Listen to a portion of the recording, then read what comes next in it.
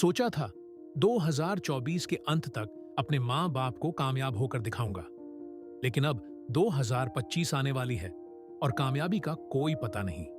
यह सवाल राजू के मन में बार बार गूंज रहा था। ऐसा क्यों हुआ? क्या गलती हुई मुझसे?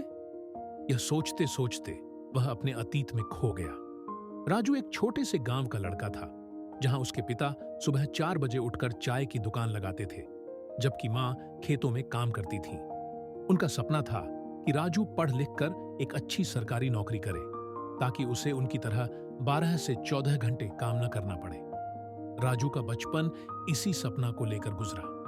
उसने कभी नहीं सोचा था कि पढ़ाई में औसत रहने के बावजूद उसका जीवन इतना कठिन हो जाएगा।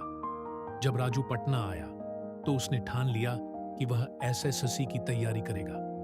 वह जानता था कि उसके माता पिता ने उसे पढ़ाने के लिए कितनी मेहनत की थी। उसने पास के लोगों से बातचीत कर हर विषय के लिए अलग अलग कोचिंग ज्वाइन कर ली, लेकिन यह निर्णय जल्दी ही उसके लिए चुनौती बन गया। राजू का दिन लगभग 9 घंटे की कोचिंग में गुजरने लगा। वह समय पर न तो खाना बना पाता था और न ही ठीक से सो पाता था। उसके पास पैसे की कमी थी, जिससे वह महंगे रूम रेंट के बाद मेस में खाना नहीं खा पाता था।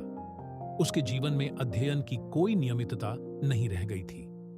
राजू की पढ़ाई में रुकावट तब आई जब उसे डेंगू की बीमारी हो गई। वह 20 दिनों तक बीमार रहा और इस दौरान उसका सिलेबस आधा अधूरा रह गया। जब वह क्लास में लौटा तो उसके लिए बाकी छात्रों के साथ दौड़ना मुश्किल हो गया। क्लास में लौटने के बाद उसने एक नया बैच ज्वाइन किया, जहां उसकी मुलाकात प्रिया नाम की लड़की से हुई। वह भी उसके गांव के आसपास की थी। धीरे धीरे उनकी दोस्ती गहरी होने लगी। दोस्ती ने प्रेम का रूप ले लिया और राजू का ध्यान पढ़ाई से हटने लगा। राजू अब क्लास के बाद रिवीजन के समय में भी प्रिया से चैट करने लगा। वह पढ़ाई करता था, लेकिन एक हाथ में किताब और दूसरे हाथ में व्हाट्सएप खोला रहता था। इससे उसकी पढ़ाई पर बुरा असर पड़ा। मॉक टेस्ट में उसके अंक गिरने लगे। उसे लगने लगा कि वह कुछ नहीं पढ़ा है और परीक्षा में सफल होने के लिए जो मेहनत करनी चाहिए थी, वह नहीं कर रहा था।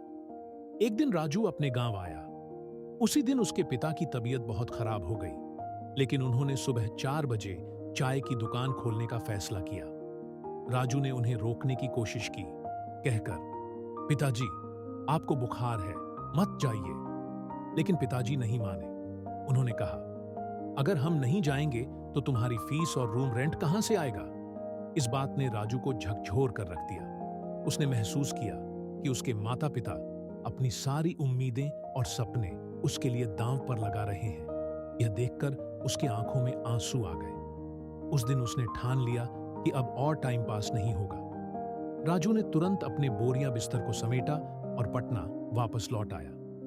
एक कमरे में बंद होकर उसने डेली रिवीजन और मॉक टेस्ट लगाने का निर्णय लिया। अब उसका लक्ष्य स्पष्ट था, अपने माता पिता का सपना पूरा करना। उसने अपनी दिनचर्या को पूरी तरह से बदल दिया। सुबह जल्दी उठकर पढ़ाई करने लगा और हर समय का अधिकतम उपयोग करने की कोशिश की। राजू ने उन सभी चीजों को त्याग दिया जो उसे भटकाती थीं। उसने सोशल मीडिया से दूरी बना ली और अपने समय का सदुपयोग करना शुरू किया। 1 साल की कड़ी मेहनत के बाद उसने सीजीएल एग्जाम को क्रैक किया। यह सिर्फ एक परीक्षा नहीं थी, यह उसके माता पिता के सपने को पूरा करने का अवसर था। राजू की कहानी हमें यह सिखाती है कि मेहनत और समर्पण से किसी भी लक्ष्य को हासिल किया जा सकता है। जब भी हमें कठिनाइयों का सामना करना पड़े या जब हम हार मानने की सोचें, तो हमें अपने माँ बाप के चेहरे को याद करना चाहिए। उनके संघर्ष, उनकी मेहनत और उनकी उम्मीदें हमारे लिए प्रेरणा का स्रोत हो सकती हैं।